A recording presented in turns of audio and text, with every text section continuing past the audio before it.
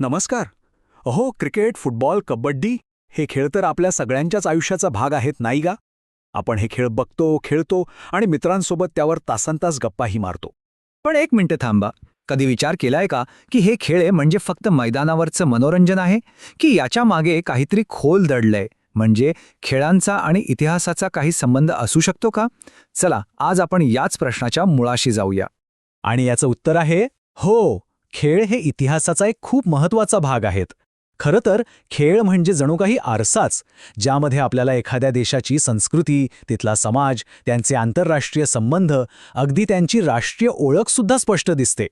बरं, मग या विषयात आणखी खोलवर जायचं असेल तर आपल्याला आधी काही महत्त्वाच्या गोष्टी समजून घ्याव्या लागतील. चला, सुरुवात करूया. सगळ्यात आधी क्रीडा म्हणजे स्पोर्ट्स म्हणजे नेमकं काय? अगदी सोप्या भाषेत सांगायचं तर हे असे शारीरिक खेळ आहेत जे काही ठराविक नियमांनुसार खेळले जातात. कशासाठी? तर स्पर्धा आणि मनोरंजनासाठी. आणि यातून मिळतं काय? तर फिटनेस, टीमवर्क आणि शिस्त, ही सगळी मूल्य आपोआप रुजतात. ओके, क्रीडा म्हणजे काय हे कळलं. मग क्रीडा इतिहास म्हणजे काय? तर नावाप्रमाणेच हा आहे भूतकाळातल्या खेळांचा अभ्यास. म्हणजे खेळ कसे सुरू झाले, ते कसे बदलत गेले आणि सगळ्यात महत्त्वाचं म्हणजे या खेळांनी आपल्या समाजावर काय परिणाम केला, हे सगळं आपण यात शिकतो. तुम्हाला माहितीये, प्रत्येक मोठ्या कथेला काही नायक असतात. तसंच खेळांच्या इतिहासाला सुद्धा काही महान व्यक्तींनी दिशा दिली आहे. आपण त्यांना गेम चेंजर्स म्हणू शकतो. चला, अशाच काही जबरदस्त व्यक्तिमत्वांबद्दल जाणून घेऊया. यामध्ये आपण 3 खास नावांवर लक्ष केंद्रित करणार आहोत. एक आहेत बॅरन पियर डी कुबर्टिन, दुसरे आहेत हॉकीचे जादूगर म्हणून ओळखले जाणारे ध्यानचंद आणि तिसरे भारताचे लाडके क्रिकेटपटू कपिल देव. चला, सुरुवात करूया बॅरन पियर डी कुबर्टिन यांच्यापासून. यांचं योगदान खरंच खूप मोठं आहे.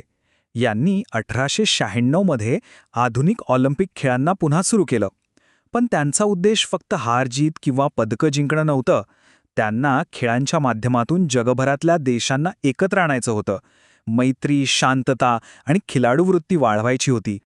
आता बोलूया आपल्या सर्वांच्या अभिमानास्पद ध्यानचंद यांच्याबद्दल.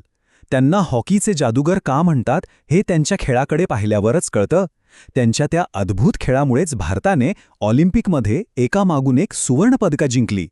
आणि विचार करा, त्यांचं योगदान इतकं मोठं आहे की त्यांचा वाढदिवस म्हणजे 29 ऑगस्ट आपण राष्ट्रीय क्रीडा दिन म्हणून साजरा करतो. आणि तिसरे आहेत कपिल देव, हरियाणा हरिकेन. त्यांच्या कॅप्टनशिपखाली भारताने 1983 साली पहिल्यांदा क्रिकेट वर्ल्ड कप जिंकला. तो विजय म्हणजे फक्त एक ट्रॉफी नव्हती, तो एक ऐतिहासिक क्षण होता. त्या एका विजयाने अख्ख्या देशाचा आत्मविश्वास वाढवला आणि तेव्हापासून भारतात क्रिकेट फक्त एक खेळ राहिला नाही, तो एक धर्म बनला.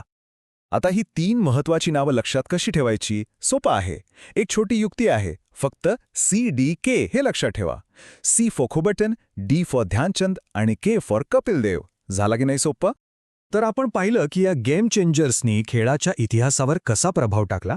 पण आता आपण थोडं अजून खोलात जाऊया आणि बघूया की खेळ आणि आपला समाज यांचं नातं नेमकं कसं आहे. खेळ आणि समाज हे नातं मुख्यत्वे 3 प्रकारे समोर येतं. पहिलं म्हणजे खेळ हे आपल्या सांस्कृतिक वारशाचं प्रतिबिंब दाखवतात. दुसरं, खेळ हे आपल्या राष्ट्रीय अभिमानाचा, आपल्या ओळखीचा एक महत्त्वाचा स्रोत बनतात. आणि तिसरं, खेळ हे वेगवेगळ्या देशांना जोडणाऱ्या एका पुलासारखं काम करतात. चला, हे उदाहरणांसहित समजून घेऊया. सांस्कृतिक वारसा कसा दिसतो? तर आपल्या मल्लखांबासारख्या खेळांमधून. ही आपली परंपरा आहे. राष्ट्रीय अस्मिता? अहो, जेव्हा भारत वर्ल्ड कप जिंकतो तेव्हा जो अभिमान वाटतो ना, तीच तर आहे राष्ट्रीय अस्मिता. आणि आंतरराष्ट्रीय संबंध?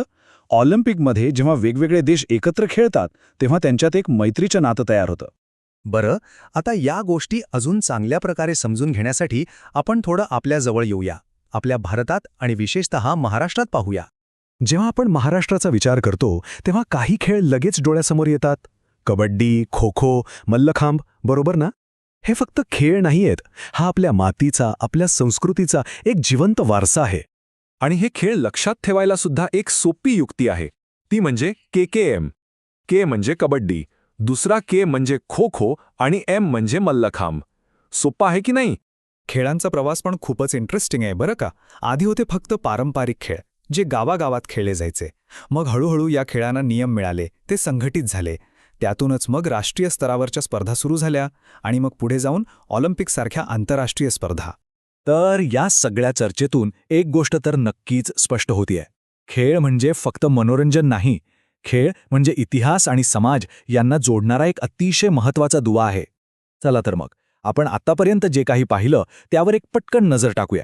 ओके, एक क्विक रिव्हिजन. आपण पाहिलं की खेळांमध्ये पारंपरिक खेळ येतात आणि क्रिकेटसारखे आधुनिक खेळही. आपण 3 महत्त्वाच्या व्यक्तींबद्दल बोललो: कुबर्टिन, ध्यानचंद आणि कपिल देव. आणि सगळ्यात महत्त्वाचं, खेळामुळे काय होतं तर फिटनेस, राष्ट्रीय एकता आणि आंतरराष्ट्रीय मैत्री ह्या सगळ्या गोष्टींना चालना मिळते. आता जाता जाता फक्त एक विचार.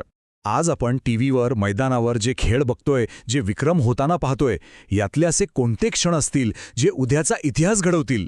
म्हणजे आजचं वर्तमान उद्याचा इतिहास बनेल नाही का? यावर नक्की विचार करा.